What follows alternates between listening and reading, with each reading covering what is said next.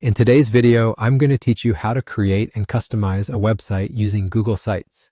This tool is an amazing resource for anyone looking to set up a simple and effective online presence.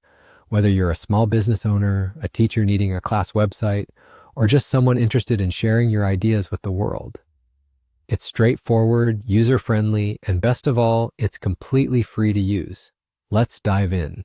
First things first, to get started with building your website, we'll need to head over to Google Sites. If you're not familiar with where to go, simply open your web browser and search for Google Sites.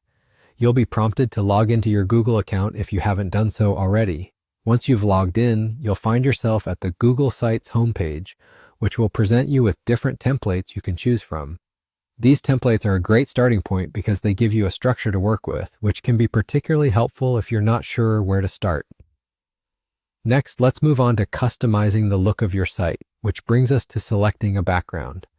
The background of your website plays a key role in defining the mood and aesthetic of your site. On the left-hand side of your Google Sites interface, you'll notice a menu where you can manage various elements of your site. You want to look for the option called Section Color. Clicking on this will allow you to change the background color of different sections on your page.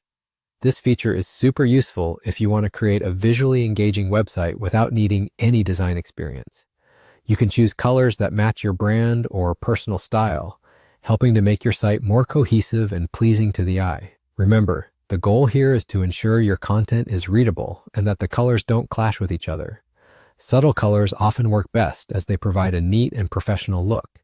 Once you're satisfied with the color choices and overall look of your site, you can save the changes and review how everything looks. This brings us to the last part of our guide, which is making sure everything is done and ready to go live. Google Sites simplifies this by providing a straightforward preview function. Make sure to use this to see how your site appears across different devices. Once you're happy with everything, simply click Publish and your site will be live and accessible to your audience. And that's all there is to it.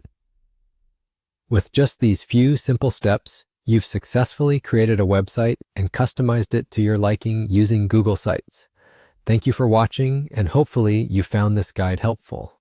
If you have any questions or need further assistance, don't hesitate to leave a comment below.